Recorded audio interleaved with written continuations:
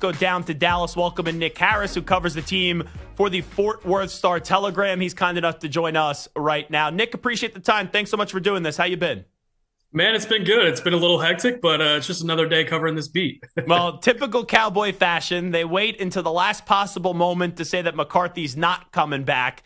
And then the first name to emerge, realistic or not, is Coach Prime and Deion Sanders. How realistic do you think it is that Coach Prime's going to team up with Jerry and be coaching the Cowboys come the fall of 2025?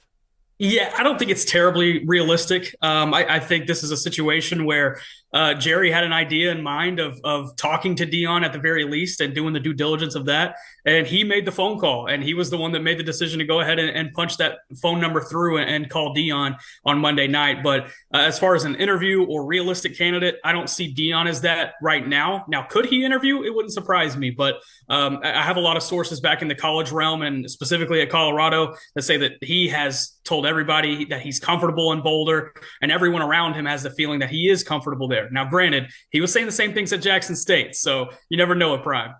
So going off of that, talking about your college sources and now knowing what you do covering the Cowboys, if it's not Coach Prime, and let's stay in the college game, who could be some other names then from college that could get a call from the Cowboys? Yeah, I think one name to look at is Lane Kiffin from Ole Miss. I think that could be a potential interest that could be sparked up. There's only a $4 million buyout from his contract with the Rebels. And he has experience in that building. His dad, Monty, was defensive coordinator in Dallas for 1 year, remained on staff for another season. There's a high affinity and a high respect between the Jones family and the Kiffins, and specifically as it pertains to Lane.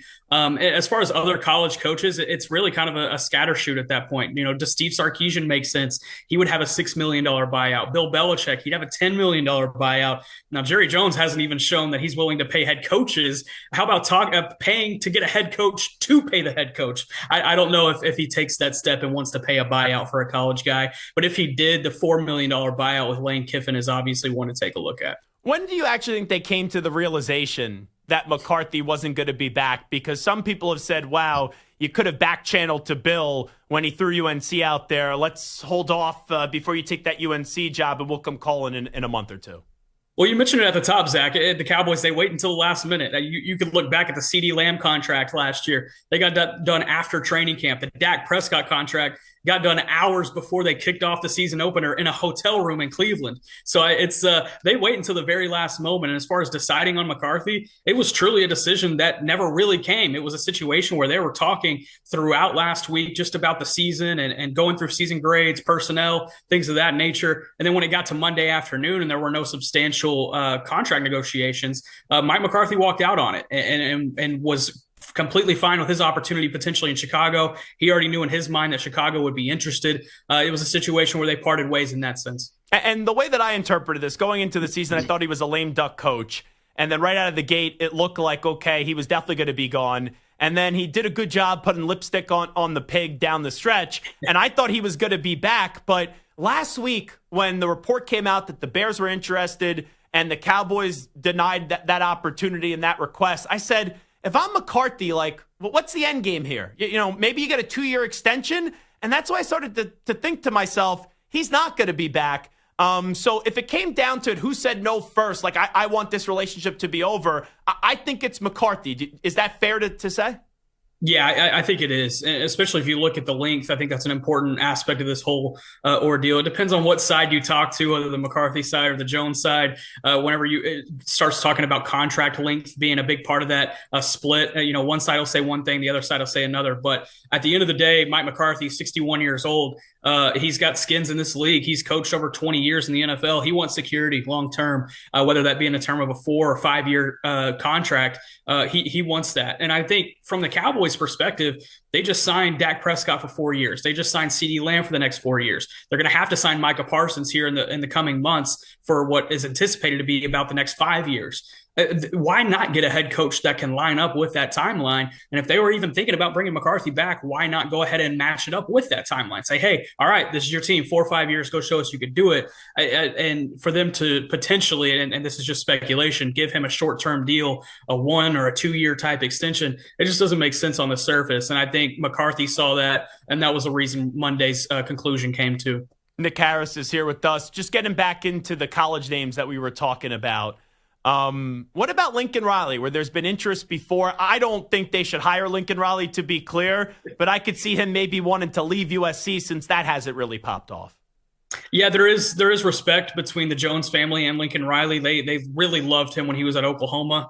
Haven't heard a whole lot more there over the course of the last year, I would say, as far as their respect for him. And he honestly hasn't really been asked. But I think if you look at Lincoln Riley's track record, it started to decrease a little bit. There would be some more enticing names that I think you could get for a smaller buyout. Would you say that Lane Kiffin, if it is a college coach, is the likeliest for the Cowboys?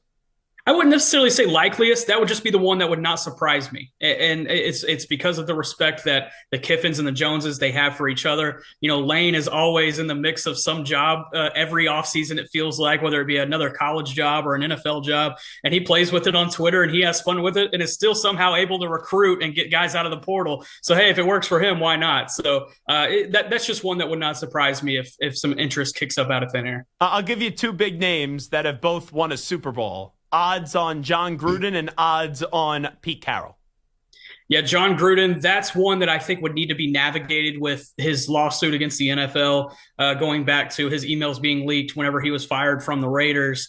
I don't see a reality where Jerry Jones hires a guy who is in the middle of a lawsuit against the NFL, but he has said before that he considers John Gruden a friend, and that has been since that lawsuit has been ongoing. I don't put a huge likelihood on that, but I think a phone call could be made there.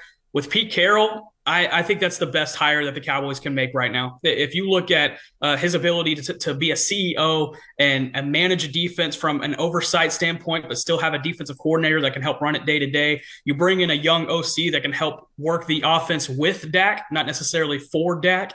And you have a guy in Pete Carroll who his last 12 years in Seattle, he had 11 winning seasons. And the one losing season didn't even come in the final year of his tenure in Seattle. So this is a guy who knows how to win and he knows how to build a staff. And I think that's most important because you look at him, yes, 74 years old. He doesn't have a whole lot of time left in this ordeal. If it's a 4-year type deal, I think he would set you up for the future even better moving forward with the staff that he would build. If you had to take 3 guesses, not on who should get the job, but who will get the job, the early handicapping, who would be your 3 guesses right now?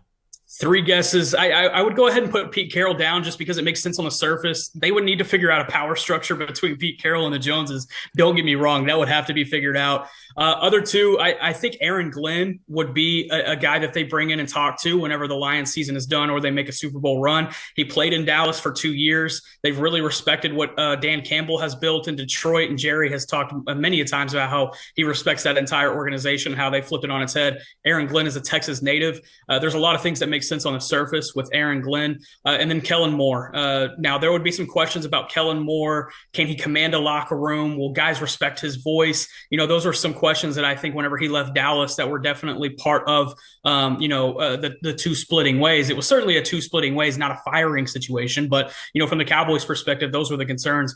But the desire for Kellen Moore is definitely in that building. And I would be shocked if they don't wait around to at least interview him. And I think he's going to get the job. Like, if that's my guess right now, I don't know if any other team would make him a head coach right now. I don't think they would. But that relationship, right, Jerry likes to be able to control a coach as well. It would remind me a lot similar to kind of Jason Garrett. How do you think the perception would be if they do hire Kellen Moore? Because this was a guy a few years ago, hot commodity. All you heard was Kellen Moore to be a head coach, and he's just bounced around from organization to organization as an offensive coordinator. Yeah, they would definitely need coaches on his staff that can still lay the law down because with the personnel that the Cowboys have, they would still need, you know, an overwhelming presence to be able to, you know, get them in line at times. And I think Dan Quinn did an awesome job as defensive coordinator in Dallas. But if I had to put, you know, one potential negative on his tenure here, it was that he was a player's coach and he let guys get away with some things that other coaches wouldn't. And I think there was a little bit of a difference whenever Mike Zimmer took over and they had to get used to that style of coaching. Now, granted, he's not as brash as he was in his days in Minnesota, but he still does bring that fiery intensity. They would need a DC that can bring a similar type of intensity, whether that is Zimmer or somebody else. We know that Jerry Jones loves a big personality player. Micah Parsons is a huge personality player.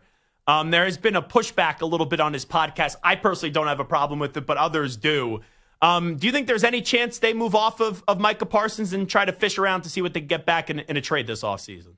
Man, to be 100% honest with you, Zach, I think if you had asked me this in training camp last year, I would have said, it wouldn't surprise me if they at least look at the possibility of it, because there was concerns about his maturity. There was concerns about, him applying work ethic into the offseason. But I think he answered a lot of those questions this past year, really took a step forward as a leader in that locker room when guys like DeMarcus Lawrence and Dak Prescott went down. He became a voice in that locker room, and you could not have told me that would have happened when we were sitting there at training camp.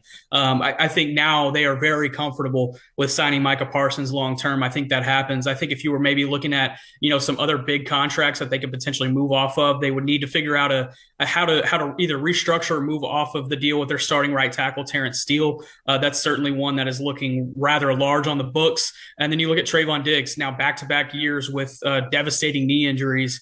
How do they factor that in with his $100 million contract? I think that's certainly one to look at too. Nick Harris here with us for a few more moments. Fort Worth Star-Telegram does a great job covering the Dallas Cowboys. Jason Witten, that name has also emerged. They're not going to hire him as the next head coach, right? No, I don't believe so, but it would surprise me if he's not on staff. It is a widespread expectation that he is going to be on staff in some capacity.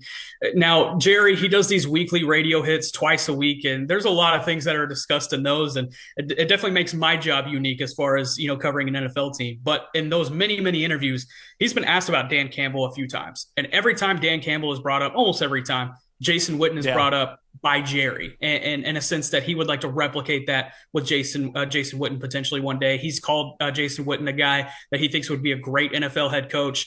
He's won back-to-back state championships here at the Texas high school level. And now it's the private school level, but still a tough thing to do here in the state of Texas. He's done a really good job building that program, but the NFL is obviously a much different beast. And it's going to be interesting how Witten factors into those conversations. I think two other guys you could potentially look at, former players that could potentially be on a staff that the Joneses would like. You have Texas running backs coach Tashard Choice and Oklahoma running backs coach DeMarco Murray. One of those two guys, I think, will end up being your running backs coach in 2025. The trade conversation is always fascinating. I don't think the Steelers are trading Mike Tomlin. Maybe Kevin O'Connell, who knows, with some of the things that have been said in the last 48 hours, but I think that's an overreaction, and I don't know how much substance is there in this negotiation games with him having a year left on his contract. You think Jerry will be calling around other teams to see if they're interested in trading their coach if it's a Tomlin or O'Connell? I mean, knowing Jerry, he's certainly going to be looking to make a big splash here. I think it's going to be a long process. This is not something that's going to be quick, wrapped up in the next week. I think you're going to be hitting me up in about a month again, Zach, saying, "All right, what's the latest? What's going on? We had Senior Bowl. What's going on?" I think this is going to be an extensive process, but I think. I think moving forward, you could look at a potential of this being an extensive process. Jerry will look at all these candidates pretty heavily. I got two more for you. Getting back to Belichick, I know that the buyout falls to $1 million on June 1st. Right now, it's $10 million.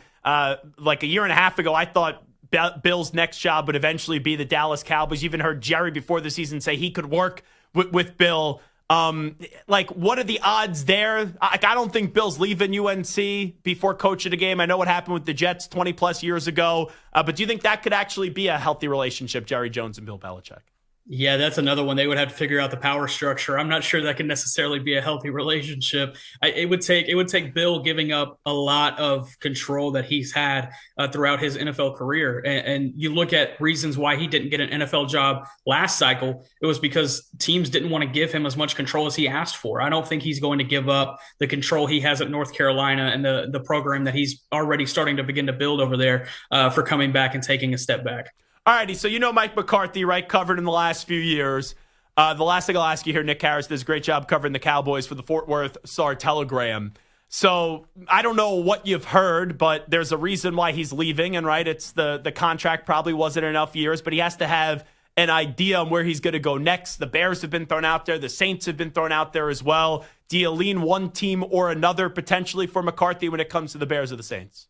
Yeah, the Bears make the most sense, not only because they showed the public interest before that exclusive negotiating window was even done last week, but also his experience in the NFC North. He's a guy that knows how to beat the Bears too, and it's an opportunity to develop an offensive head coach with Caleb Williams and the offensive weapons that they're going to have there over the next few years. I give the Bears a slight edge, but don't discount New Orleans either. He was a coordinator there for 5 seasons back in the early 2000s. He's got experience there, and it wouldn't surprise me if Jacksonville kicks some interest around too.